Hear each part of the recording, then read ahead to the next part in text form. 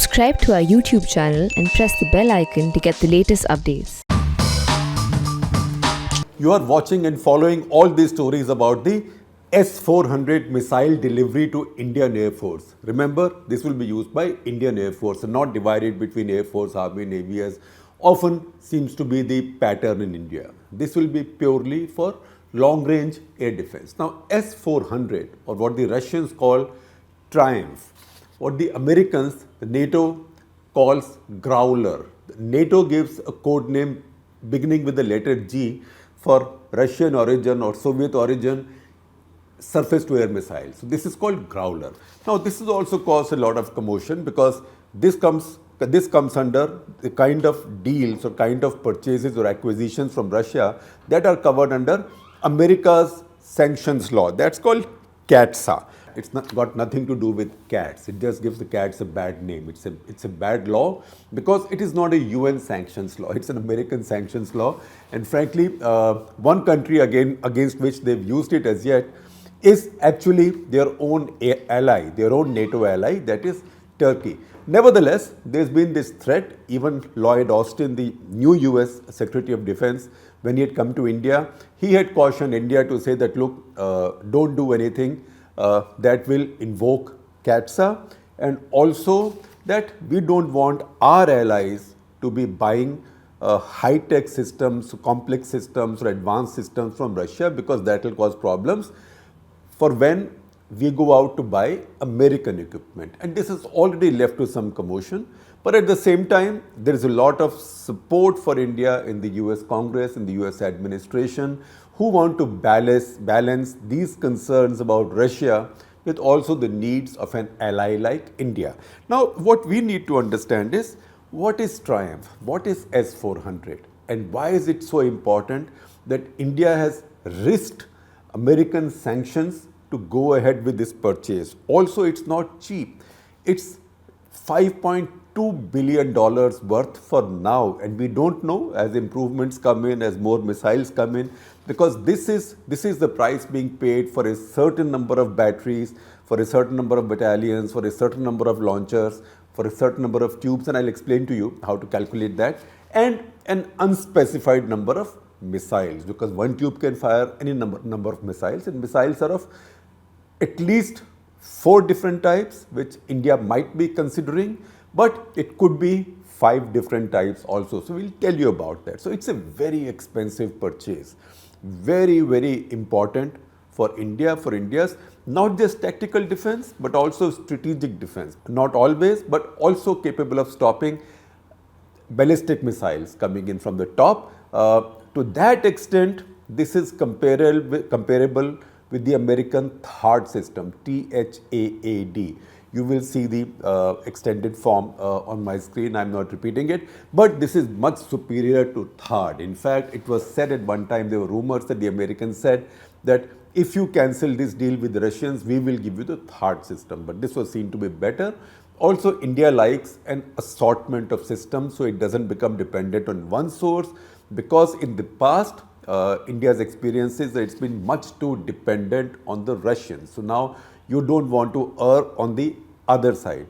In any case, in its category, it is the best system in the world. It's acknowledged. I have read a lot of international defense media, a lot of the Western defense media, and all of that acknowledges that this is the best missile system you can buy for love or money in this category. So right now, we are buying what is the best in the world. Now, what exactly is this and how does it work and how do we know it's coming? So first of all, as you might have seen in a story done by our defense editor Snehesh Alex Philip, Dmitry Shugayev, who's a director of Federal Service for Military Technology Corporation in Russia, that is FSMTC, Federal Service for Military Technical Corporation, FSMTC. He told Sputnik, the Russian news agency, that some elements of the first 5 batteries that India has ordered are already in India and more is coming in. Now, what does a battery have? A battery has a long-range radar, a target acquisition radar, a bunch of other radar systems, because this also tracks targets that are closer, targets that are lower. It's a very complex system. And each battery also then has two battalions. Now, battalion, a missile battalion in this case, one battalion has 8 launchers, right? 8 launchers, and each launcher has 4 tubes. So calculate now, each battalion has 4 tubes, 2 battalions per battery, 8 launchers, that becomes 16. Each launcher has 4 tubes, that becomes 64. 16 fours are 64. 16 chalk 64, as we'd say in the language in which I learned arithmetic. And each launcher then has 4 tubes. So 64 into 4, that is 256. So effectively, one battery is giving you 256 tubes to launch those missiles. And we don't know how many has India ordered, which types has India ordered, and I don't think we need to know either. Even if we knew, we'll not talk about it unless the Air Force itself, for its own reasons, decides to talk about it. I'm just telling you the capabilities. So we understand what does a battery mean. 5 of these are coming. So you can see how many launch tubes and how many missiles are going to be available. This is going to be a very potent new addition to India's air defense. That will tell you the kind of area each one of these batteries, presuming that it's somewhere there, can cover. So what it can do is, its long range missiles can hit up to 400 kilometers. That takes almost everything out within its range in Pakistan, right? And quite a bit on the Tibet side in China, not that deep because China is a very big country, but Pakistan is a narrow country. So this covers almost all of the Pakistani airspace depending on where this missile battery is located. The important thing is that the radar system that the missile battery has can detect a flying object up to 600 kilometers away. It cannot fire at 600 kilometers, but it tracks it from 600 kilometers, and then the radar and its computer plus the operator, man or the woman behind the machine. A lot of the people operating our missile systems now are women, right? So the man or the woman behind the machine and the computer and the radar then tracks this aircraft to see, it can make up its mind whether it's a hostile or not. What kind of aircraft is it? Is it worthwhile using such an expensive missile to bring it down? Notionally, if it was a Pakistani F-6, right, I'm not even sure it will be worthwhile using a 400 kilometer range S-400 to bring it down. Your missile will be a lot costlier than that aircraft. So this is the call that the computer, that the radar, that the operators have to make at that point. And as they watch it, once it comes in the range, they can fire. Now, if your adversary is able to evade this or flies low or uses other radar evading tactics and gets closer, then you have other target acquisition radars and radars that look closer, and an assortment of missiles. I will give you the whole list in a minute. An assortment of missiles you can reach depending on the range. Now, what will you do at 400 kilometers, right? You are not going to fire maybe at an ordinary fighter aircraft at 400 kilometers. But today's air warfare is network centric. So see what happened a day after Balakot when the Pakistanis came to challenge Indian Air Force at Nowshera. They put 28 aircraft simultaneously in the air over one limited theatre. Now these 28 aircraft are fighting and carrying out operations. So on the other side, India had 2 Sukhois which were patrolling. India had 2 Mirages, I'm putting my fingers like this because Sukhois were south, Mirages were north, right? And between them, there was a wide empty space, and that's where Srinagar Air Base launched its MiG-21 Bisons. 6 of them were launched, one of which, unfortunately, was shot down because Wing Commander Abhinandan, as we know, went across the LOC into Pakistani-held territory and was shot down there. So 6 plus 2 plus 2, 10 on this side, 28 on that side. Now, who's going to keep control of this battlefield, right? This battlefield in the air when things are flying at such high speeds, and mostly they are almost always beyond visual range. So what happens is the network then controls it, the network of radars on the ground and network of airborne radars. Pakistanis had their own airborne systems which were in the back. In fact, it's well known by now that they had an air vice marshal sitting on one of those directing the entire battle, because they had planned it, they had rehearsed it, they had war gamed it for many years, because they would have anticipated that one day India will retaliate for a big terror attack, and India will retaliate with what else but using Indian Air Force. So that was a planned war gamed scenario that they were addressing. On the Indian side also, these aircraft, and you suddenly saw so many Pakistani aircraft, and then maybe it would have been necessary to launch more aircraft. So India also had airborne early warning and airborne control aircraft in the back. Those aircraft stay in the back, and those aircraft then identify the enemy and tell the pilots, fighter pilots, what to do. So fighter pilot then gets instructions both from the ground and also from these airborne platforms. That is how network-centric warfare works, because you don't see the other side. And in today's warfare, modern warfare, whoever sees the adversary first usually wins, as long as that side has the weapon to get that far. So the important thing, the force multiplier or force crippler in modern air warfare, is that airborne early warning or airborne control system. If that is hanging around in the back, the other thing is the mid-air refuelers. So all modern fighter aircraft now use mid-air refueling, because they can take off with a lot of load of weapons. They want to stay in the air for much longer, so they are refueled after taking off. Even the Indian Mirages who had gone to hit Balakot, they had been refueled in mid-air. So these refueling tankers, mid-air refueling tankers, also become at that point strategic systems, because they keep the battle going. Now, because they hang out in the back, you need a missile, however expensive it is, to threaten them or to take them out. So either they are within your range, so you can bring them down. If you bring them down, so if you bring down one of these special aircraft, a lot of personnel are on them, a lot of systems, radars, technologies there, then your fighter force, your adversary's fighter force nearly goes blind, and they have no choice either to go back, retreat, or maybe to expose themselves to enormous amounts of risk.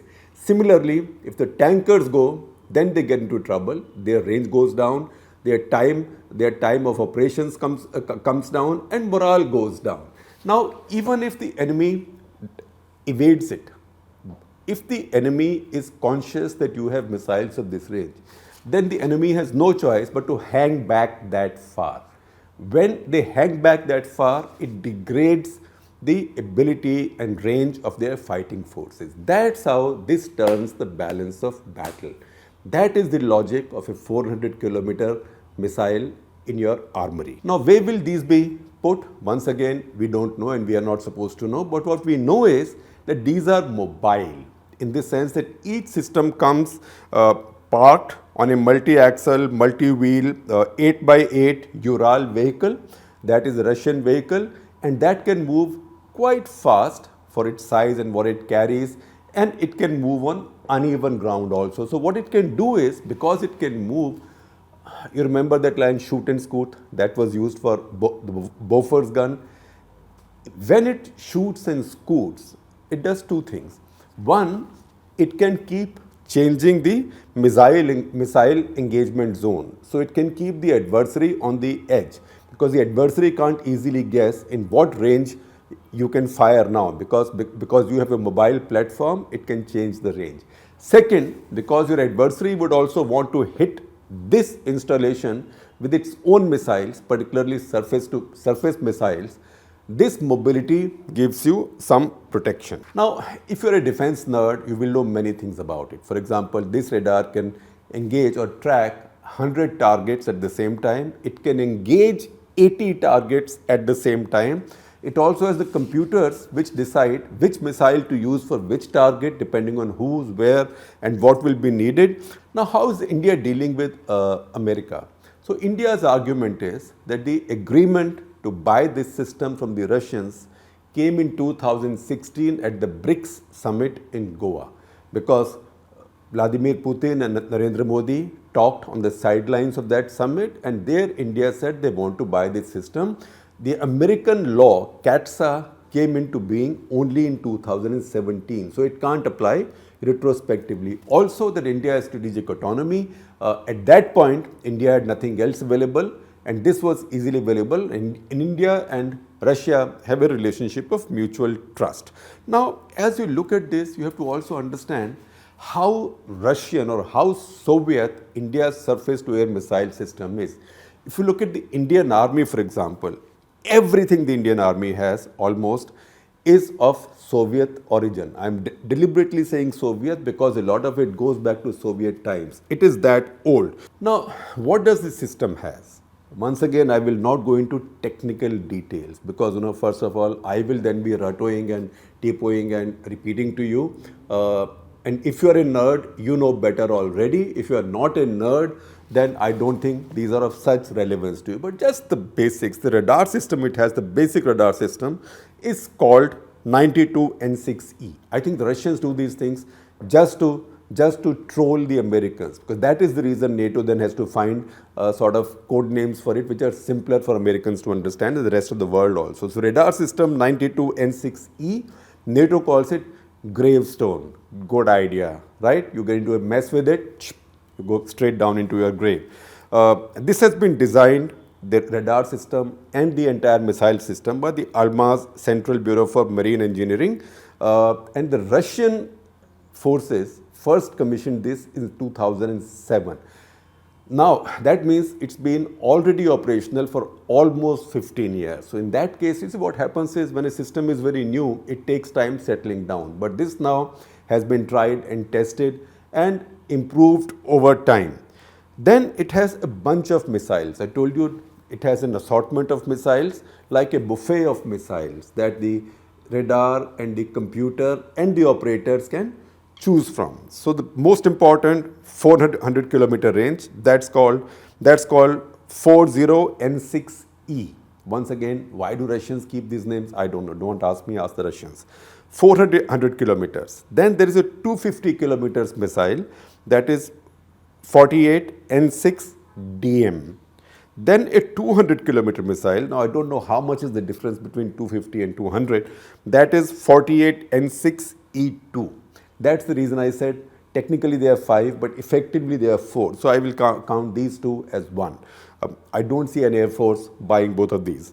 Then there is a 120 kilometer missile, that is 9M96, and then a quick reaction close targeting 40 kilometer missile 9M96C. So it's possible that one set of 4 tubes could be carrying 4 different missiles, right? So this gives you a choice to go wherever you want. Now, also because we know that this will also be a tempting and important target for the adversary, Russians are already developing a system called Morpheus or Morphe, which is called 42S6. Now, that is the system that is designed to protect these batteries, which means that system then also tracks any missiles coming towards this battery, because this battery becomes a very valuable asset for the side using it, and a very valuable and tempting target also for the adversary. This Morpheus system has missiles, anti-missile missiles essentially, which can travel at 6.5 Mach, that is 6.5 times the speed of sound. S-400 on the other hand travels at 14 times the speed of sound. So even if there is a slow moving AWAC or something at the other end, or a big tanker at the other end, it's not so maneuverable that such a fast coming missile can be evaded. Now this choice of a Russian missile, despite the risks of American anger or despite the risks of basically irritating the Americans who are our strategic allies now, these risks may have also been influenced by the fact that currently Indian Armed Forces entire armory, the entire battery, the entire inventory of surface-to-air missiles is mostly Russian. So you can count them, and as I told you, all will have NATO code names beginning with G. So there is SAM-6, right?